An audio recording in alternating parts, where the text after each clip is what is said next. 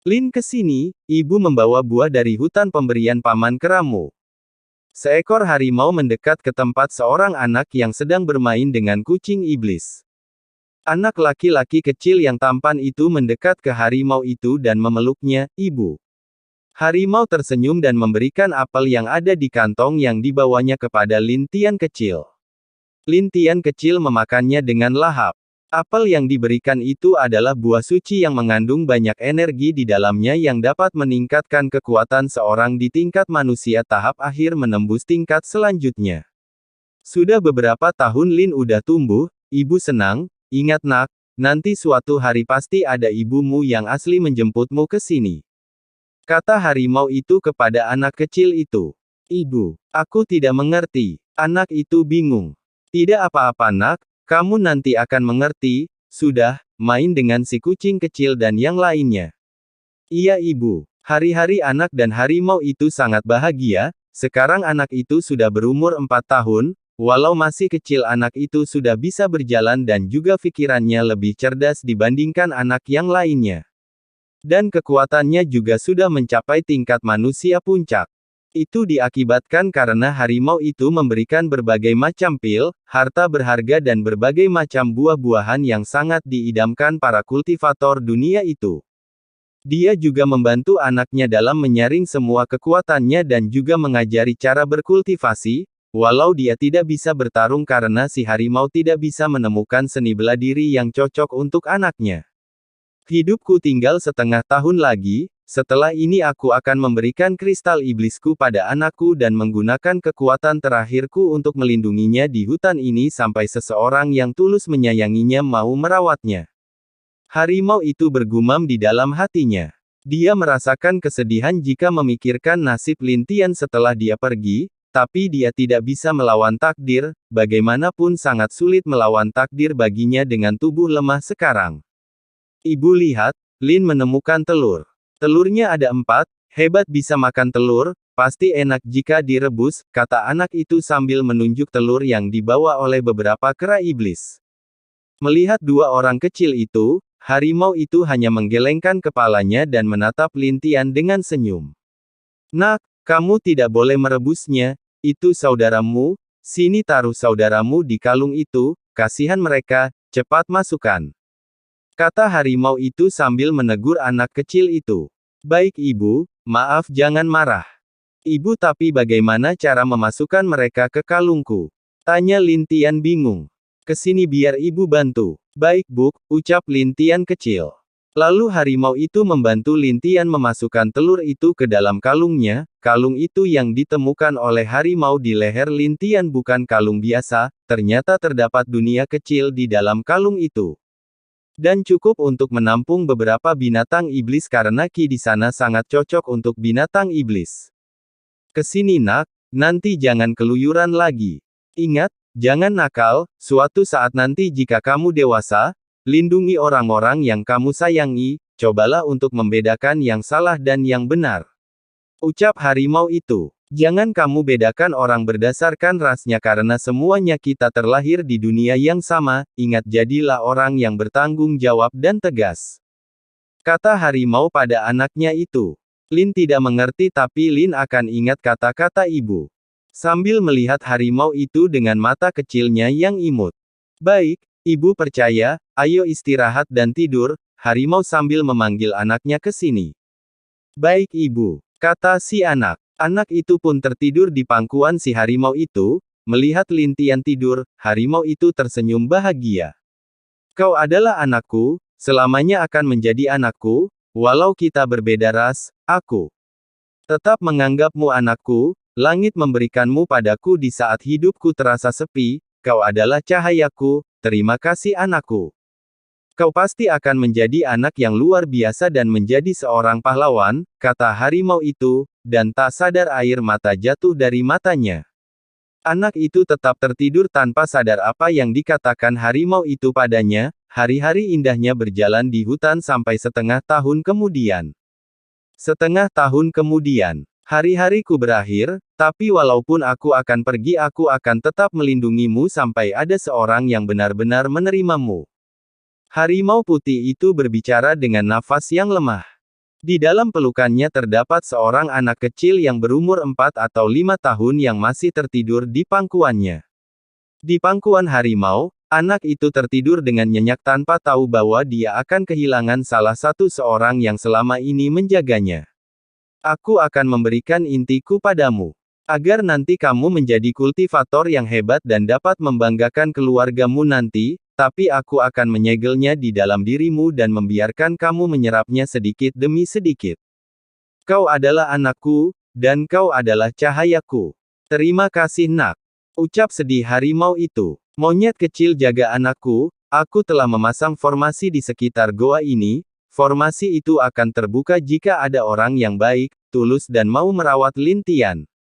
Maka dia bisa masuk ke dalam sini, dan sebagai hadiah untuk merawat Lin Tian, aku juga meninggalkan hartaku untuk mereka.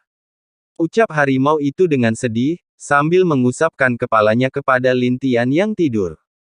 Kera itu mengangguk mengisyaratkan mengerti dengan ucapan si harimau. Harimau itu menutup matanya, dan inti dari binatang iblis masuk ke dalam alis Lin Tian di pangkuan itu, secara bertahap harimau itu mulai menjadi ilusi. Jaga dirimu nak, yakinlah ibu akan selalu bersamamu, ucap terakhir harimau itu menatap Lin Tian dengan sedih. Sebelum kepala Lin Tian jatuh ke tanah, si kera menangkap Lin Tian yang tertidur itu. Lin Tian masih tidak tahu bahwa ibu harimau telah tiada, dia masih tertidur di pangkuan si kera yang tadi menangkapnya, lalu dipindahkan oleh si kera ke tempat tidur yang ada di dalam goa itu. Saat anak itu bangun dia sadar tidak tidur di dekat harimau dan mencari harimau itu kemana-mana.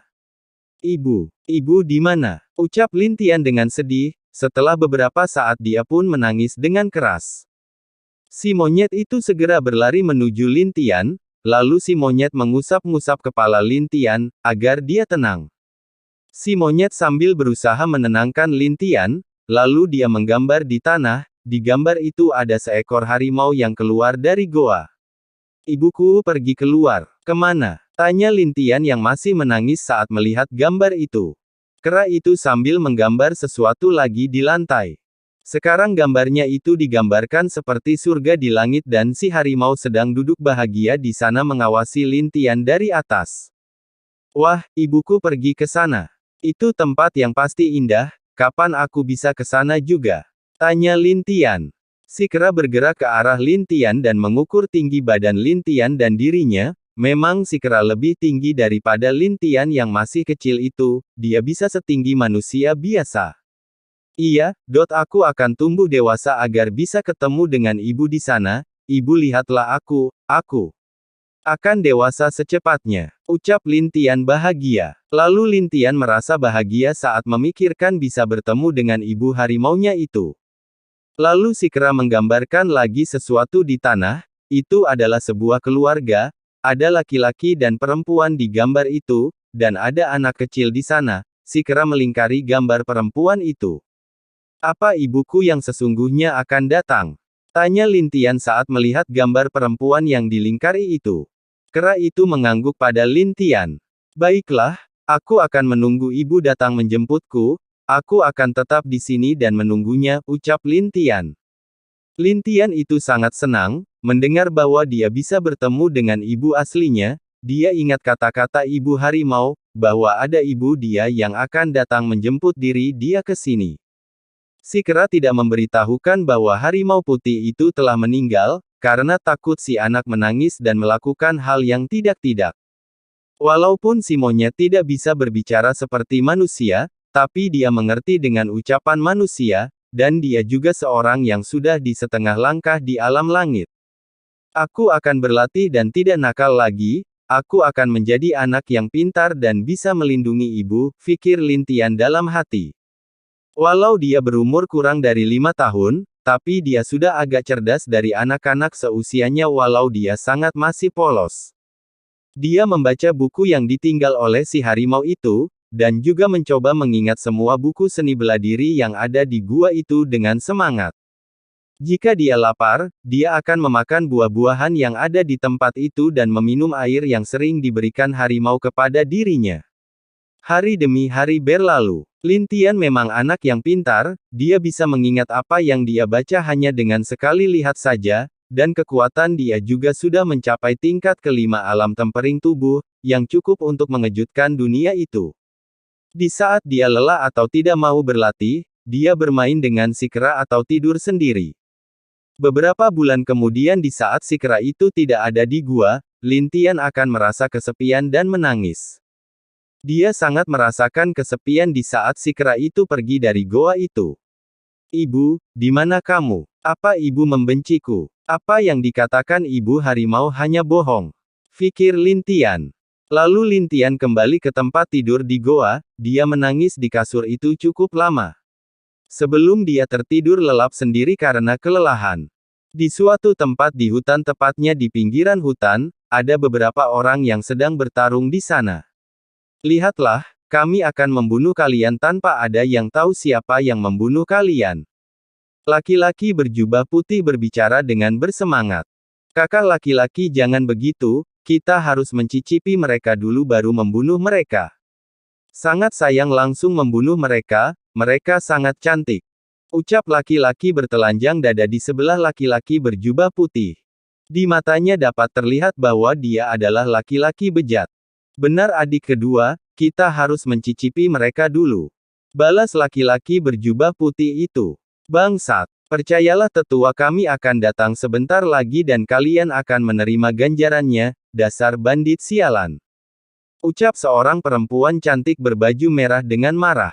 Adikku sabarlah, kita harus bertahan sampai guru datang, aku sudah mengirim pesan kepada guru, dia akan datang sebentar lagi, percayalah, seorang perempuan berkerudung cantik mencoba menenangkan perempuan bernama Lu. Perempuan berkerudung itu bernama Jiang Yi, dia adalah murid dari Sekte Salju, dan murid dari salah satu tetua di sekte itu. Sekte Salju itu sendiri adalah sekte kelas 1 di benua itu.